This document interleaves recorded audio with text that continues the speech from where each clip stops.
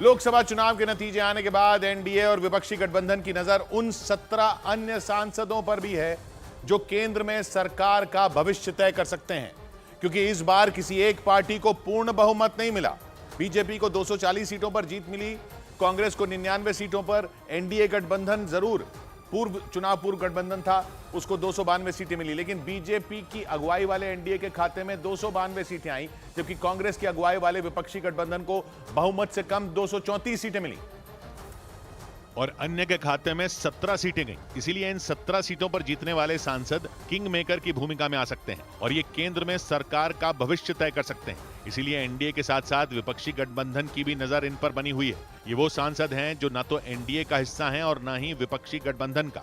इन 17 सांसदों में 7 निर्दलीय हैं, जबकि 10 सांसद अलग अलग छोटी पार्टियों से हैं। उन पार्टियों में YSR Congress, AIMIM, Akali Dal, Azad Samaj party, Meghalaya की voice of the people party, Zoram people's movement और असम की यूनाइटेड पीपल्स पार्टी लिबरल शामिल हैं। इनमें अकेले वाईएसआर कांग्रेस के 4 सांसद हैं। बिहार की पूर्णिया से पप्पू यादव और पंजाब के फरीदकोट से सरबजीत सिंह खालसा समेत 7 निर्दलीय सांसद भी चुनाव जीतकर लोकसभा पहुंचे हैं। माना जा रहा है कि मौजूदा लोकसभा में एक सांसद वाली छोटी पार्टियां और हर एक निर्दलीय सांसद भी सरकार का खेल बनाने और बिगाड़ने वाले साबित हो सकते हैं। और इसीलिए एनडीए और विपक्षी गठबंधन की इन पर नजर बनी हुई है।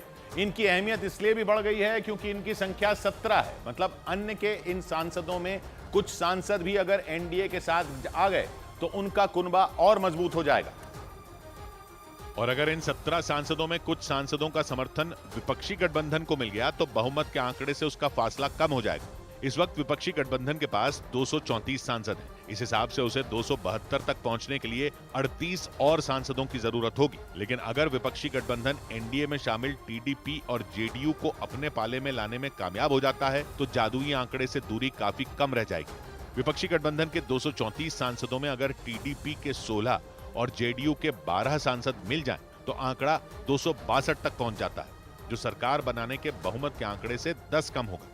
लेकिन अगर विपक्षी गठबंधन को अन्य के 10 सांसदों का साथ भी मिल गया तो उसकी नैया पार लग सकती है। यानी विपक्षी गठबंधन के लिए सरकार बनाने का काम छोटे दलों और निर्दलियों की मदद से मुमकिन हो सकता है। लेकिन एक संभावना यह भी है कि अगर जेडीयू और टीडीपी किसी वजह से एनडीए का साथ छोड़ते हैं तो फिर बीजेपी के लिए बड़ी मुसीबत खड़ी हो सकती है, क्योंकि इन दोनों दलों के साथ छोड़ने के बाद एनडीए बहुमत के आंकड़े 272 से नीचे आ जाएगा।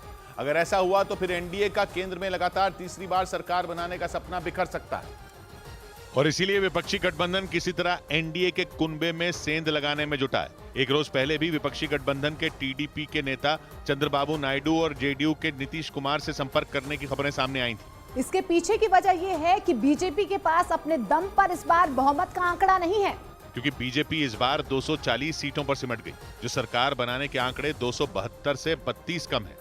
वहीं एनडीए में शामिल टीडीपी के पास 16 और जेडीयू के पास 12 सीटें। एनडीए के 292 में टीडीपी के 16 और जेडीयू के 12 सांसद हटा दिए जाएं तो यह आंकड़ा 264 हो जाएगा, जो बहुमत के आंकड़े 272 से 8 कम।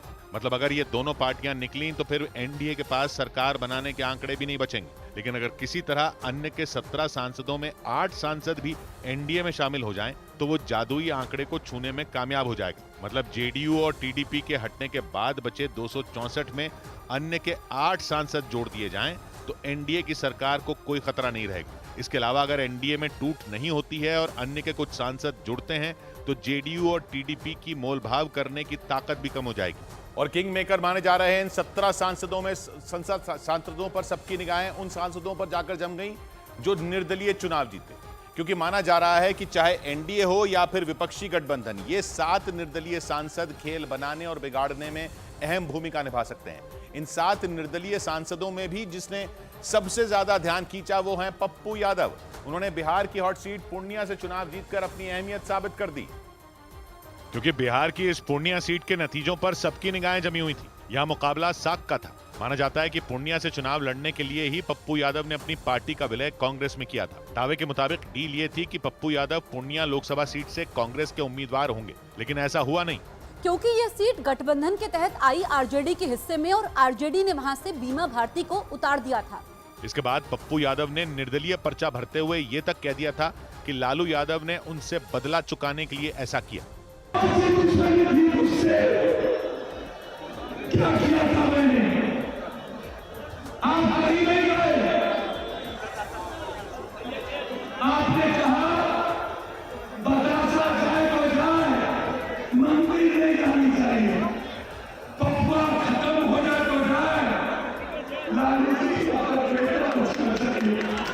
हालांकि आखिर में पूर्णिया से पप्पू यादव की ही जीत हुई। माना जा रहा है कि पप्पू यादव विपक्षी गठबंधन का हिस्सा हो सकते हैं, क्योंकि उन्होंने पहले ही अपनी पार्टी का विलय कांग्रेस में कर दिया था और निर्दलीय चुनाव लड़ने के बावजूद कांग्रेस ने उन्हें पार्टी से निकालने के मामले में चुप्पी साध रखी थी। लेकिन पंजाब में यह रास्ता इतना सीधा और सरल नहीं नजर आया। वहां जिस सीट पर पेच फंसा वो है पंजाब की खडूर साहिब लोकसभा सीट। उस सीट से खालिस्तान समर्थक अमृतपाल सिंह ने निर्दलीय उम्मीदवार के तौर पर चुनाव जीता। खडूर साहिब लोकसभा सीट के नतीजों पर भी लोगों की पैनी नजर बनी हुई थी, क्योंकि खडूर साहिब लोकसभा सीट से खालिस्तान समर्थक अमृतपाल सिंह ने चुनाव लड़ने का ऐलान कर वहां सियासी पारा चढ़ा दिया था। पंजाब की खडूर साहिब लोकसभा सीट से कांग्रेस, आम आदमी पार्टी, बीजेपी और शिरोमणि अकाली दल चारों ने अपने प्रत्याशी उतारे थे। और फिर अमृतपाल सिंह ने निर्दलीय नामांकन कर खडूर साहिब की लड़ाई में एक और एंगल जोड़ दिया था, क्योंकि पंजाब के तरन तारण इलाके के खडूर साहिब लोकसभा क्षेत्र में अमृतपाल के समर्थन में जबरदस्त कैंपेनिंग हुई थी। उनके पिता ने अमृतपाल के चलाए नशे के खिलाफ अभियान को इस चुनाव प्रचार का मुख्य मुद्दा बना दिया था। नशिया का ड्रग का मुद्दा है, वो जो उनके साथ बेइंसाफी हुई है, लोगों के मन में उनका रोष है जी। जिसका असर ये हुआ कि असम की डिब्रूगढ़ जेल में बंद खालिस्तान समर्थक अमृतपाल सिंह ने बगैर एक भी रैली या भाषण किए बड़े अंतर से जीत दर्ज कर ली। इसके बाद ये चर्चा तेज हो गई कि खडूर साहिब लोकसभा सीट पर 4 बड़ी पार्टियों को पटकनी देने वाले अमृतपाल किस खेमे का हिस्सा होंगे। और ऐसा ही पेच पंजाब की फरीदकोट लोकसभा सीट पर भी फंस गया, क्योंकि वहां पूर्व प्रधानमंत्री इंदिरा गांधी के हत्यारे बेअंत सिंह के बेटे सरबजीत सिंह खालसा ने जीत दर्ज की। सरबजीत सिंह खालसा ने भी निर्दलीय चुनाव लड़ा था और पंजाब की फरीदकोट लोकसभा सीट पर उन्होंने अमृतपाल सिंह की तरह ही चारों बड़ी पार्टियों के प्रत्याशियों को मात दे दी। पूर्व प्रधानमंत्री इंदिरा गांधी की हत्या करने वाले बेअंत सिंह के बेटे सरबजीत सिंह ने अपने पूरे प्रचार अभियान में खुद को आजाद प्रत्याशी बताया। पंजाब में निर्दलीय प्रत्याशी को आजाद प्रत्याशी कहा जाता है, लेकिन सरबजीत सिंह खालसा ने आजाद शब्द पर जोर देते हुए इसके अलग मायने साबित करने की कोशिश की थी। सरबजीत सिंह खालसा पंजाब में हुई गुरु ग्रंथ साहिब की बेअदबी से जुड़े मामलों का विरोध करने के बाद चर्चा में आए थे और उनका दावा है कि वो कभी चुनाव लड़ना ही नहीं चाहते थे, लेकिन फरीदकोट और उसके आसपास के लोगों ने उनसे चुनाव लड़ने की अपील की थी। और इसी के बाद उन्होंने पंजाब की फरीदकोट लोकसभा सीट से चुनाव लड़ा और जीता भी।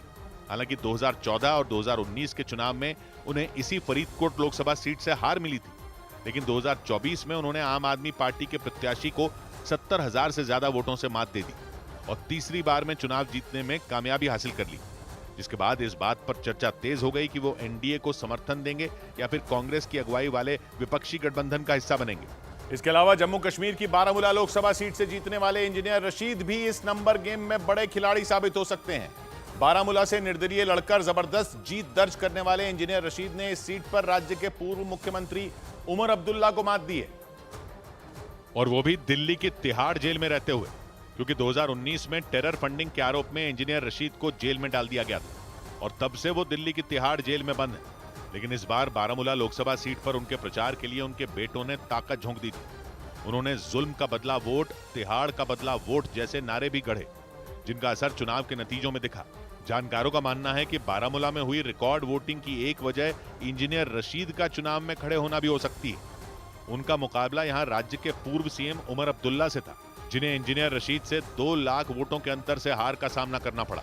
इंजीनियर रशीद उन निर्दलीय प्रत्याशियों में एक थे जिनके बारे में पूरे चुनाव के दौरान जबरदस्त चर्चाएं हुई, क्योंकि टेरर फंडिंग के आरोप में जेल में बंद इंजीनियर रशीद ने न तो कोई सभा की, न ही कोई भाषण दिया, बल्कि जेल में बैठे बैठे ही राज्य के पूर्व मुख्यमंत्री को इतने बड़े अंतर से मात देकर सबको हिलाकर रख दिया। और जम्मू कश्मीर की बारामूला लोकसभा सीट की तरह ही उसके पड़ोसी केंद्र शासित प्रदेश लद्दाख की इकलौती सीट भी इस बार अहम साबित होगी, क्योंकि लद्दाख की इस सीट पर निर्दलीय उम्मीदवार ने बीजेपी और कांग्रेस दोनों को मात दी।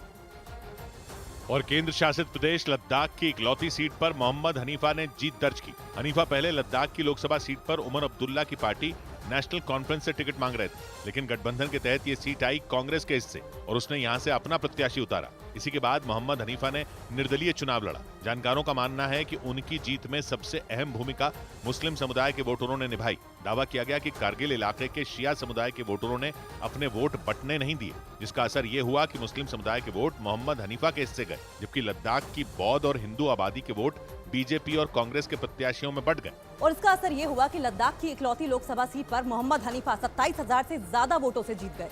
हालांकि जानकारों का मानना है कि मोहम्मद हनीफा की जीत में लद्दाख को केंद्र शासित प्रदेश के बजाय राज्य का दर्जा दिए जाने की उनकी मुहिम ने बड़ी भूमिका निभाई।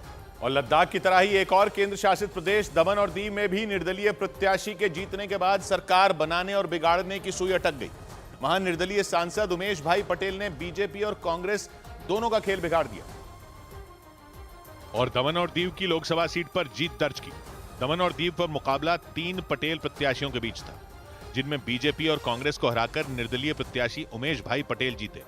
वो दमन और दीव को गुजरात में शामिल करने के फैसले का विरोध कर चर्चा में आए थे।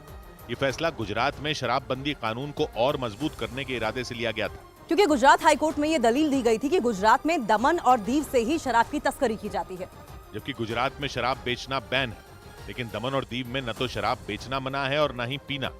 इसी के बाद 2017 में दमन और दीव को गुजरात में शामिल करने का फैसला लिया गया था, लेकिन उमेश भाई पटेल और उनके एनजीओ ने इसके विरोध में रैलियां और भाषण कर खूब चर्चा बटोरी थी और अब उन्होंने दमन और दीव से निर्दलीय चुनाव जीतकर अपना दबदबा वहां साबित कर दिया। हालांकि वो जीत के बाद किसे समर्थन देंगे, इसका फैसला उन्होंने दमन और दीव की जनता पर छोड़ दिया।